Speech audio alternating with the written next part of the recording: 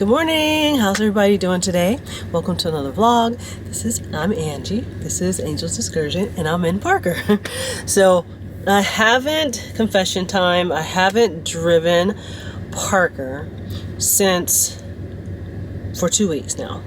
And before that, when I got back from Bali. And that's just because I've just been kind of doing a little bit of downtime, trying to figure out what I'm going to be doing up until the time that I leave for Alaska in Parker. There are a lot of different things that I need to get taken care of, such as the hitch in the bike rack, and then tweaking some things on the inside of Parker, getting supplies that I need for the long trip, just things like that. But today I decided that I would just bring you guys along with me on a day in the van. Oh, excuse me, allergies in California. Oh, horrible. But anyways, yeah, I'm going to be taking you guys with me today. I'm not going to do a lot. I'm going to go for a little walk and also go to Target, go buy groceries. I need to go into Lowe's because I need to buy a couple of small pieces of wood to finish the project for my refrigerator,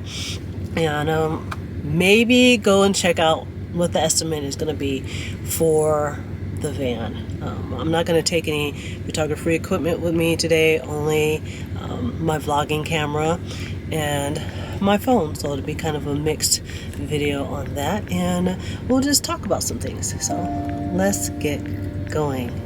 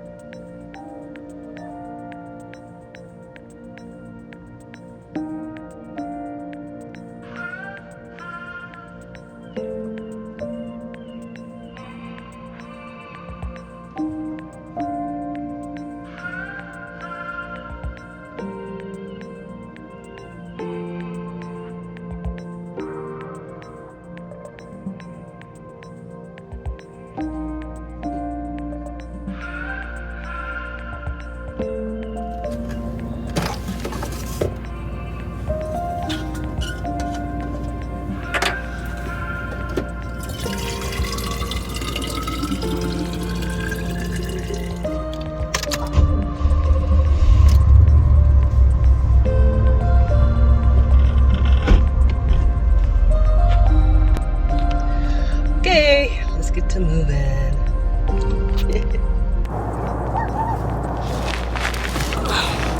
Right, I'm ready. Got everything. Fanny pack, check. Fanny pack. Oh, forgot my water. Gotta have water, right? My water. Everything's all locked up, and close everything up, and we're ready to rock and roll. All right, so I'm in the Mojave Desert, technically. So this is the Mojave River. This is the first time I've actually seen like water in there. We've been getting a lot of rain up here for the past couple of weeks. Not here personally in the high desert where I'm at, but out in Northern California, they're getting a lot of rain, and I think it's starting to trickle down this way because, like I said, I've never seen any water in there. But I am in the desert, as you can see. I love stuff like this. This is the kind of stuff I like to take pictures of. Wow. Okay, let me get to stepping. Catch you guys in a second. Isn't this so peaceful? So what should we talk about? I don't know. Talk about Vanlife. So I'm on it's like 2 years and 4 months since I've been in Parker. And when I say I've just enjoyed it so very much, I have. Not every day is a good day, of course, but most days are good days. I love being on the road, even though I've been stagnant now, you know, after coming off of my summer season, because in 2021, my season was in Tennessee, so I was living in the van while I was working. But then going back to Alaska, I decided not to drive because I wasn't really sure about things, and I was starting in a different place. And where I started in Alaska was a lot wetter than where I ended up in Alaska, being in Anchorage. So I decided that I wouldn't drive up. And I missed my van so much, and I feel like I wasted a lot of money on lodging and transportation in Alaska.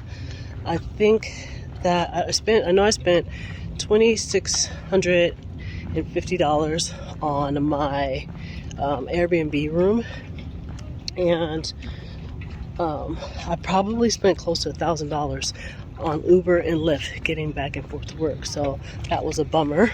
That's the downside of not having your house or being able to be in your own home. But other than that, it's been pretty good. So other things about van life, when you're thinking about building and your comfort zone, as far as what you want to put into your van and use your van for, whether you are going to be a full-time van lifer or part-time, a weekender warrior, or whatever it is, and trying to figure out what is it that you need, right, to put into your van to make it the perfect space for what it is that you're going to be doing. For me, I love being outside, as you guys all know, and when I was thinking about the build for the van, I was trying to figure out what would be best, but at the same time, I was watching so many YouTube videos, and I was like inducted with all this information. It was just like crazy. I was overwhelmed a bit, and watching Instagram and, you know, the social media stuff, and I don't think that I made the best choices in the first build. I saw things, I was like, oh yeah, I want that in a van. I want this in a van. I want that in a van. But in hindsight, I didn't need any of that stuff. So let's talk about it. So I sit down next to the sound of this water here. This little babbling thing, brook, I guess. Maybe, not really. But yeah, let's talk about choices. When you are influenced by like outside things, sometimes it's not good, because then you adopt their ideas and you don't get the ones that you want that are going to really make you creative. And for me, I knew I loved being outdoors, so I did create a space in which I would be able to take all my camping equipment. So I started and still have all of my camping equipment, which is my tent and all the things that I need for camping outside of the van, because I wanted to make sure that I continued to do those things. But like my bed was way too big, guys. I didn't need the bed to be that big. It ended up being a storage space where I was putting my books onto the bed, and I had like clothes and like things that just didn't need to be on the bed were on there. And so that's one of the changes that I did make to the van. Also, I originally bought an oven, a propane oven with the cooktop, so that I could bake things, because I don't eat meat. So I was like, oh yeah, I can put in my, bake some fish, or I can roast some vegetables, and or things like that. And my arm's getting tired. And so I bought that, but in actuality, I used it. I did use it like to bake every now and then, but not enough to justify the space that I was using. So it's a few things that I did that I have over the past 2 years changed so that it suits the purpose that I need it for. And I suggest, if you're going into van life or nomad life, that you sit down and really think about the things that are important to you when it comes to space, when it comes to the lifestyle that you live, and the goals that you want to accomplish, and put those things into your van. I always say, like, I did, before I started my build, I did actually sleep in the van before I built anything up, and I made a space like where I wanted things to be, the bed, shelves, and stuff like that. So I do suggest doing that. I suggest not building your van right out, but laying in your van when it's completely empty, or before a build, or before you're gonna take out the inside like I did, and then rebuild. Lay in your van, go to a campsite in your van, just think about like how you want the setup to be, and that space, and how you can use that space to be better for you, so that it suits your needs and you don't have to keep trying to rebuild and change things. And I mean, I'm only on van build 2 well, 2.5, because I have added some things in between, just upgrades, but I like the way that it is now. I'm just like, it suits me. So just things to think about in van life when you're building or thinking about building. So let me get back to this walk. The sound of this water does sound beautiful though.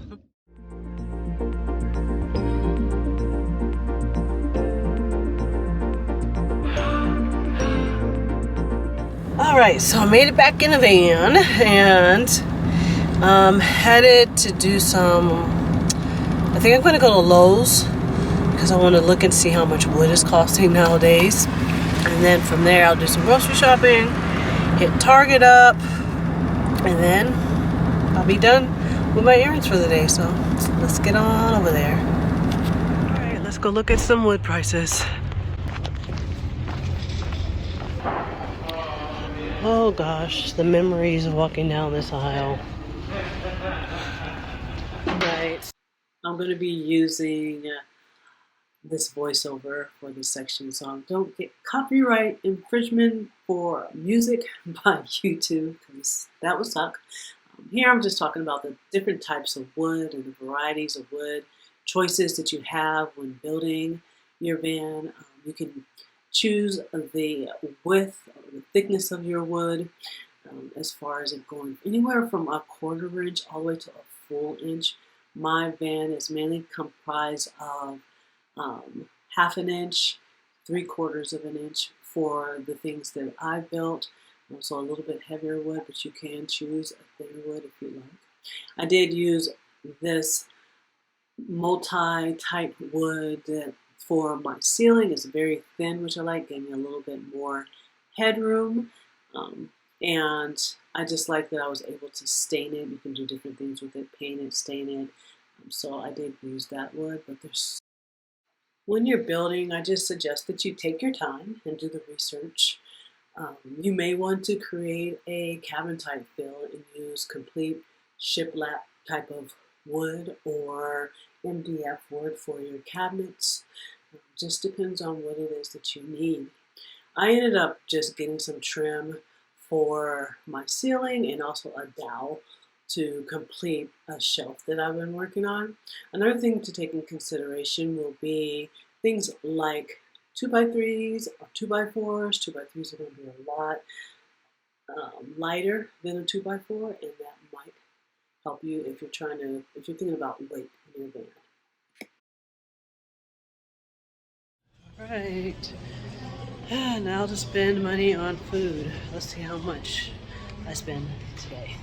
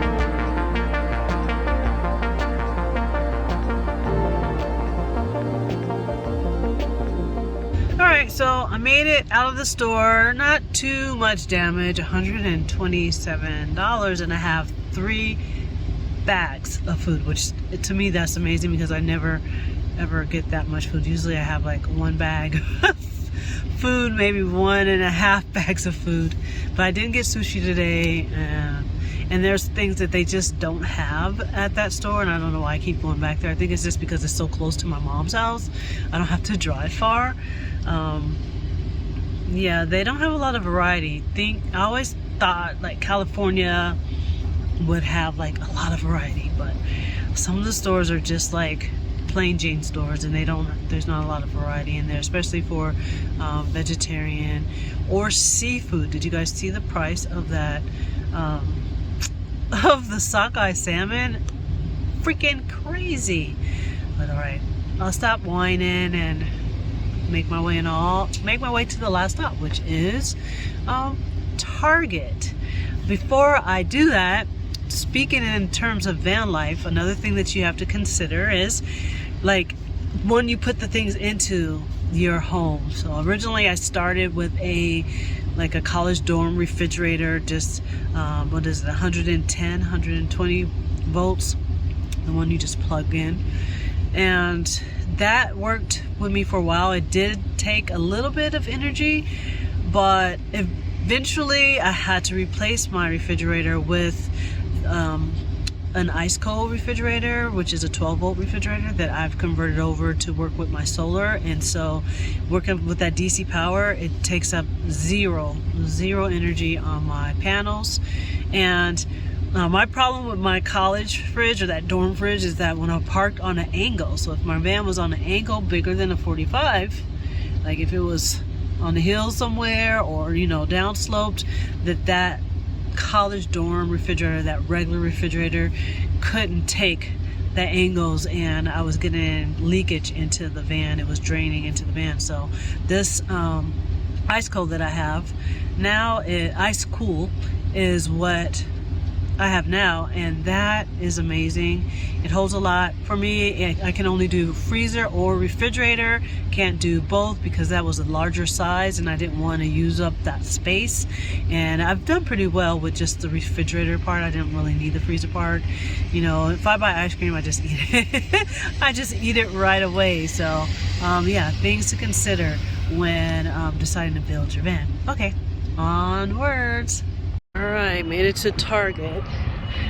See if I can stick to what is on the list for purchase. Will it happen? We'll see.